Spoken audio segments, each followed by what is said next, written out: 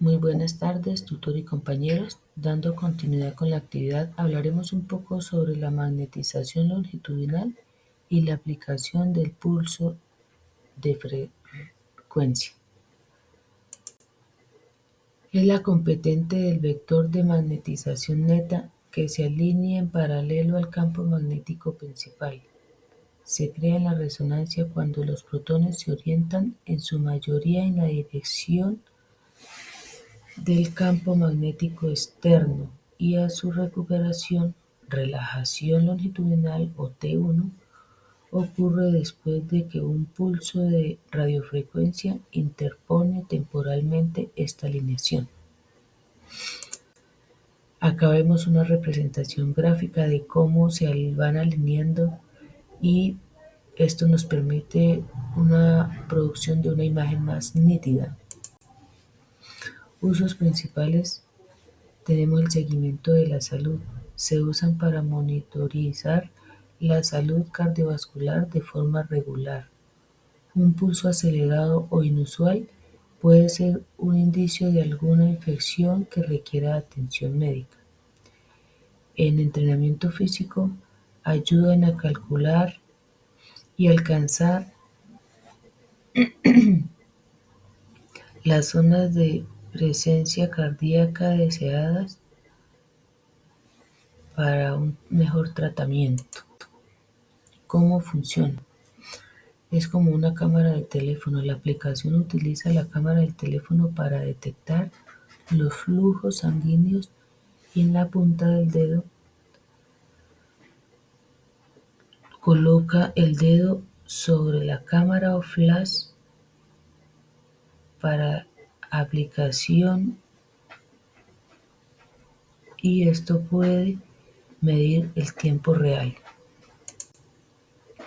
Frecuencia de uso: para obtener resultados más fiables se recomienda medir la frecuencia cardíaca varias veces al día, por ejemplo, al despertar, antes de acostarse y después del ejercicio.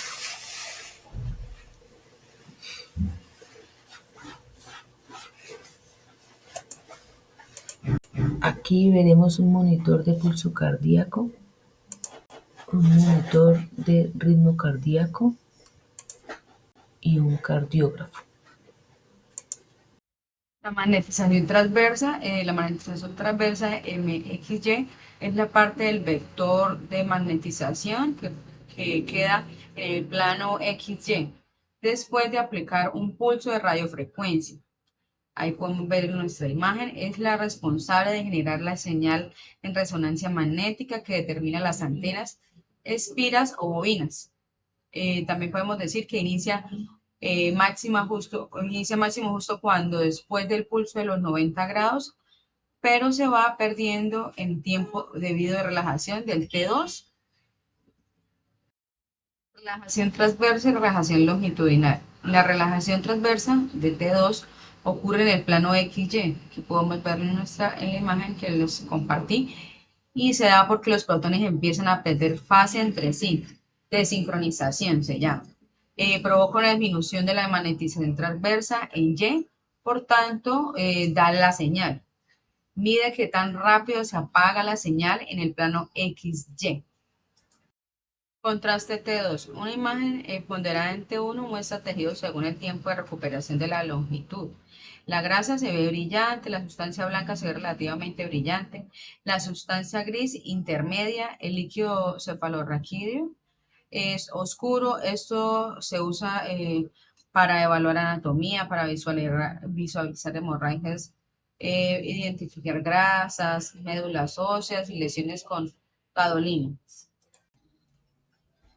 Muy buenos días, tutor y compañeros. Mi nombre es Jason Alelia González. A continuación les hablaré acerca del tema de relajación T2 y contraste T2, ¿sí?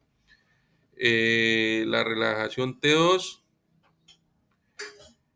es el tiempo que pasa luego de suspender el pulso de radiofrecuencia, en la que algunos protones empiezan a procesar más despacio y otros más rápido, lo que conlleva al desfase, disminuyendo así la magnitud del vector de magnetización transversal A esto le llamamos tiempo de decaimiento T2.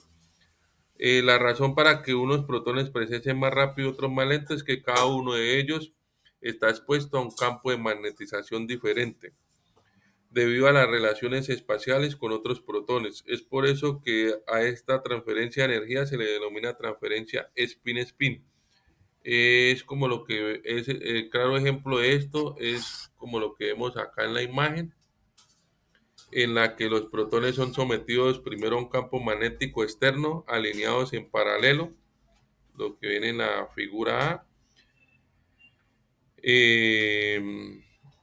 Y ya en la figura B, luego de la aplicación del pulso de radiofrecuencia, los protones empiezan a enlazarse, dando origen al vector de magnetización transversal, y algunos de ellos pasan a estar en posición paralelo a antiparalelo, lo que disminuye progresivamente la magnitud del vector de magnetización, y se visualiza que los protones están en fase, lo que genera la expresión máxima del vector de magnetización transversal, y debido a que se igualan el número de protones en paralelo o antiparalelo, desaparece el vector de magnetización. Sí, esto es el claro ejemplo. También cabe destacar que las imágenes ponderadas en T2, los tejidos con T2 largo, como el líquido cefalorraquídeo, se van a ver en las imágenes de tomografía un poco más brillantes, mientras que los T2 en corto, como la grasa, se ven un poco más oscuros. Sí, a continuación yo hablaré acerca de la densidad de protones. La densidad protónica se refiere a la cantidad de protones móviles, principalmente hidrógenos, presentes en un tejido. Cuanto más protones haya, mayor será la señal generada tras un pulso de radiofrecuencia. En imágenes ponderadas por densidad de protones, los tiempos de recuperación y tiempos de eco se ajustan para minimizar los efectos de T1 y T2, de modo que el contraste dependa principalmente de la densidad protónica. Eh, el tiempo de repetición. El tiempo de repetición es el tiempo entre la emisión de un pulso de radiofrecuencia y el siguiente. Por ejemplo, si el tiempo de repetición es corto, los tejidos no alcanzan a recuperarse completamente su magnetización longitudinal, lo que favorece el contraste T1. Si el tiempo de repetición es largo, todos los tejidos se recuperan por completo, reduciendo así el contraste T1 y permitiendo observar otras propiedades como la densidad protónica. Sí, cabe resaltar que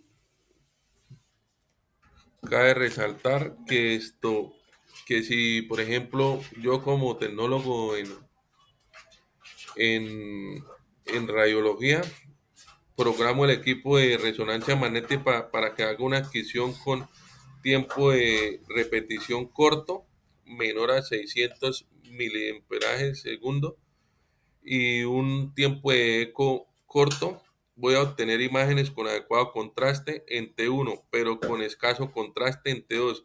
Esto ocurre porque poco tiempo luego del cese del pulso de radiofrecuencia es cuando hay más diferencia entre la magnitud del vector de magnetización del agua y la grasa, sin diferencia significativa del decaimiento del vector de magnetización transversal. A las imágenes obtenidas por esta técnica se le llaman imágenes potenciadas en T1.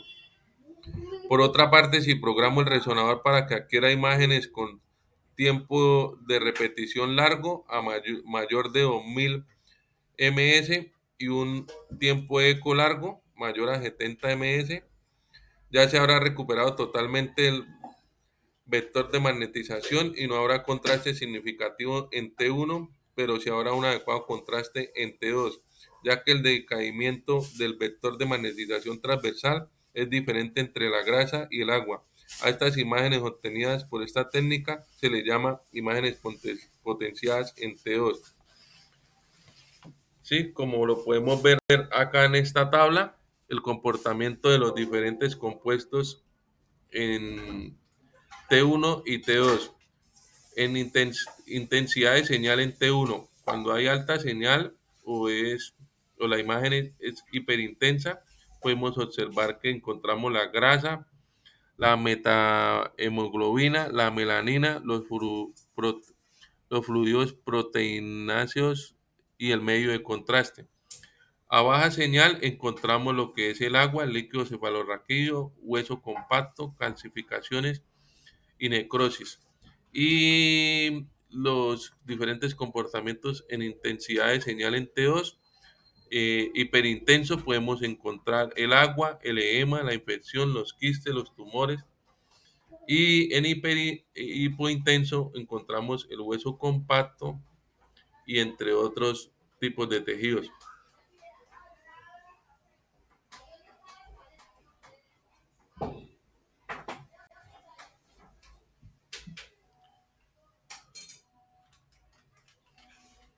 A continuación, observamos la asignación de valores, la tabla que se realizó en el anexo, en la que cual nos dan un claro ejemplo del tiempo de repetición, si se recupera completamente la magnetización, como lo acaba de hablar anteriormente, qué tipo de contraste favorece y qué tejido se ve más brillante, ¿sí?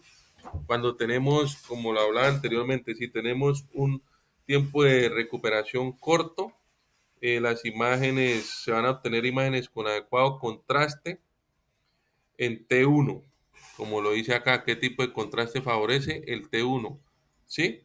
Pero escaso contraste en T2. Esto ocurre por el pulso de radiofrecuencia, ¿sí? La magnetización no se establece completamente y el tejido que vamos a observar es la grasa.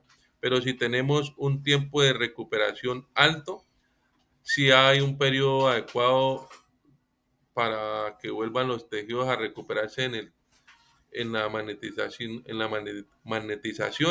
se disminuye el contraste en T1, pero aumenta el contraste en T2 y se observan diferentes clases de tejidos. Listo, eso es todo, muchas gracias. Tiempo de eco en resonancia magnética. El tiempo de eco es el intervalo entre el pulso de radiofrecuencia y el momento en que se mide la señal producida por los protones. Durante este tiempo, los protones van perdiendo coherencia en el plano transversal debido a la relajación T2. Cuando el TE es corto, la señal se mide antes de que los protones hayan perdido mucha coherencia. Por eso las diferencias entre tejidos son menos evidentes y el contraste T2 es mucho más bajo. Cuando el T es largo, se permite que los tejidos con T2 cortos pierdan casi toda su señal, mientras que los tejidos con T2 largos aún conservan parte de ella, lo que produce un contraste T2 mucho más marcado. Para entenderlo es como gritar en una montaña y esperar el eco producido. El T corto. Incluso una voz débil todavía se escucha porque no ha tenido tiempo de desvanecerse. El T largo, la voz débil, desaparece, solo se sigue oyendo con la claridad de una voz mucho más fuerte. Para comprender cómo influye el tiempo de eco en la señal y el contraste de la imagen, se analizan dos valores típicos. T igual a 30 ms corto. Aún se ha perdido mucha señal transversal.